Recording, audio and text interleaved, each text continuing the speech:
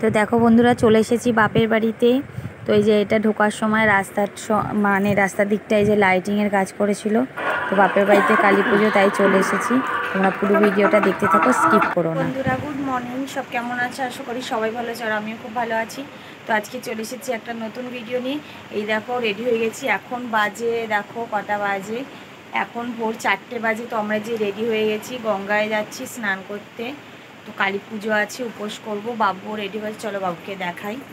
যে বাবুকে রেডি করিয়ে নিয়েছি, ওর বাপিও রেডি হয়ে গেছে গঙ্গায় স্নান করতে যাওয়ার, মানে আমরা যাব বলে বেরিয়ে পড়েছি।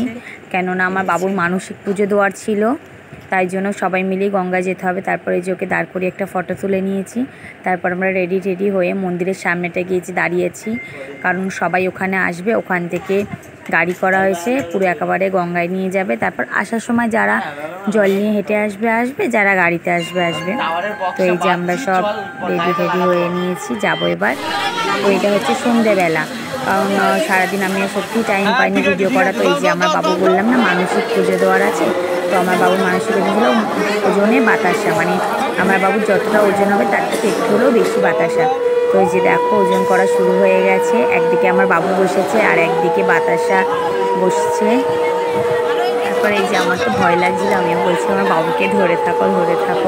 তো সামনে বাউন মাসে ছিল, উনি ধরেছিল। তারপরে এই দেখো বাউন বললো যে মানে বসানো হয়ে যাওয়ার পর বাতাসা আর তোমার ছেলেকে যখন বসানো হবে তখন তুমি এইভাবে, মানে যা বললো সেগুলো করছিলাম। আমার বাবুর মুখটা দেখে মনে হচ্ছিলো বাবু ভয় পাচ্ছিল, তবু চুপ করে বসেছিল। বেচারি সারাদিন মানে শুকনো খেয়ে আছে, তো এমনি বাচ্চা ছোটাছুটি করে। তারপর আমাদের এই ঠাকুরের ফটো বা ভিডিও আমরা কেউ করি না বলে তখন আর আমাদের কোনো ফটো তোলা হয়নি, ভিডিও করা হয়নি, কারণ আমাদের ঠাকুরের ফটো তোলা যায় না।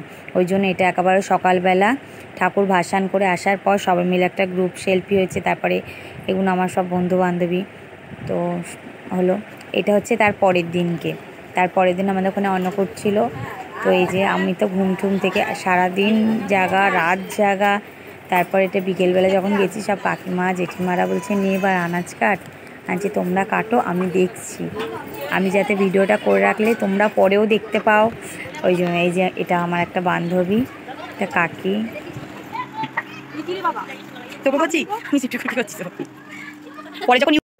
এই যে আনাজ কাটার পর বিকেল থেকে রান্না শুরু হয়ে গেছে। তো এটা তখন বাজে 8টাতেও রান্না আছে, আর ওই যে খেতেও বসিয়ে দিয়েছি সবাইকে।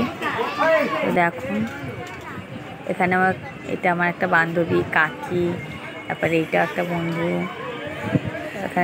এখানেও একটা বন্ধু, এটা দাদু বলছে নে আমাকে তোলা। আমি বলছি তোমাকেই তো তুলছি, দাঁড়াও না। দাদুটাও খুব ভালো। তো এই যে ঘুরে দেখছিলাম। আমার ভাই ওই যে খেতে দিচ্ছিলো সবাইকে, ভাইয়ের বন্ধুরা, মানে ওরা সব ছেলেরা মিলে। লাস্টে আমরাও খেতে দিয়েছি মেয়েরা, আমার খুব ভালো লাগে। তো আজকের ভিডিওটা এই পর্যন্ত। তোমাদের কেমন লাগলো অবশ্যই